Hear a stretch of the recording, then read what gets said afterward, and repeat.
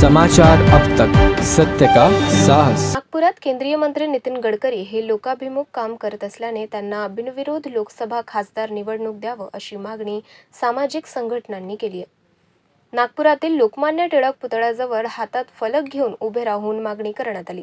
सामाजिक संघटनेतील दत्ता शिल्के यांनी आपल्या प्रतिक्रिया दिल्या आहेत। विरोधकही गडकरींच्या कामाचं कौतुक करतात, मग त्यांनाही उमेदवार उभा न करता गडकरींना बिनविरोध निवडणूक द्यावं, तसेच विरोधी पक्षातील लोकांना भेटून त्यांना आम्ही या संदर्भात मागणी करू, समजावून सांगण्याचा प्रयत्न करू, असे देखील त्यांनी यावेळी स्पष्ट केले आहे।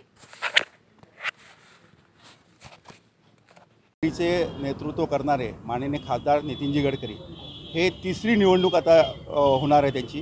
तर आमचं असं म्हणणं आहे की आम्ही एक विचार अशा पद्धतीने मांडला लोकशाहीमधला, किंवा जो व्यक्ती काम करत आहे, कारण शेवटी असा व्यक्ती निवडून द्यायचा असतो की जो लोकांचे कामं करतो, जनसामान्याचा आवाज संसदेमध्ये पोहोचवतो, असं नेतृत्व करणारं व्यक्तिमत्व हे नितीनजी गडकरी आहे। तर मग त्यांची निवडणूक ही अविरोध व्हावी, त्यांच्या विरोधात कोणी कॅन्डिडेट उभा राहू नये, आणि तसंच विरोधी पक्षांनी पण मान्य केलेलं आहे की हा व्यक्ती काम करणार आहे। मग अशा वेळेस त्या लोकांनी पण एखादा त्यांच्या विरोधात कोणीही व्यक्ती उभा न करता त्यांची निवडणूक, लोकशाहीमध्ये विरोध या वाईट कामाला करण्याचा अधिकार असतो आणि तो केलाही पाहिजे।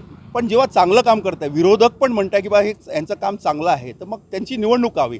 निवडणूक कशासाठी केली जाते की निवडणुकीच्या माध्यमातून एखादा आपला प्रतिनिधी निवडायचा असतो, जो प्रतिनिधी चांगला आहे आणि चांगलं काम करत आहे, म्हणजे आपल्या मतदार क्षेत्रात नाही तर संपूर्ण देशामध्ये, म्हणजे विदेशातून पण अशा व्यक्तीची मागणी आहे। तर मग त्याची निवडणूक अविरोध का व्हावी नाही असा प्रश्न आम्हाला पण पडला। लोकशाही आहे, लोकशाहीमध्ये हा सगळा अधिकार आहे, पण एक विचार या पद्धतीचा आम्ही विरोधकांना पण भेटणार आहे, पक्षांना पण भेटणार आहे आणि त्यांना सांगणार आहे की बा जेव्हा चांगला व्यक्ती आहे तर त्याची निवडणूक अविरोधात झाली पाहिजे। कारण एखादा व्यक्ती समजा चांगलं काम करत असेल आणि त्याच्या विरोधात पुन्हा एखादा कोणी उभं राहत असेल तर ते योग्य नाही, मग त्याचं काम कुठेतरी कमी आहे असं विचार होऊ शकतो। त्याच्यामुळे सगळ्यांना, सगळे जेवढेही पक्ष आहे, म्हणजे जे पक्ष याच्यामध्ये उभे राहणार आहे त्या सगळ्या मोठ्या पक्षापासून तर छोट्या पक्षांपर्यंत सगळ्यांपर्यंत आम्ही आपला विचार मांडणार आहे। कारण विचार मांडणं हा लोकशाहीमधला एक अविभाज्य अंग आहे आणि आपल्याला तो लोकशाहीने दिलेला आहे, म्हणजे संविधानाने दिलेला आहे। त्याच्यामुळे आपलं मत आम्ही मांडणार आहे आणि तो विचार त्यांना पटला तर ते पण या विचारावर ठाम राहतील। निवडणुकीला सामोरं द्यायच्यासाठी म्हणतोय की प्रतिनिधी निवडायचा, त्याच्यासाठी इलेक्शन व्हायचं, जबकि आपल्याला माहिती आहे की चांगला प्रतिनिधी आहे, चांगलं काम करत आहे, मग त्यासाठी निवडणूक प्रक्रिया कशाला करायची? या निवडणूक प्रक्रियेचा त्रास जो आहे, म्हणजे सगळ्या ज्या गोष्टी आहेत त्या थांबतील, त्याच्यामुळे हा विचार आम्ही मांडतो।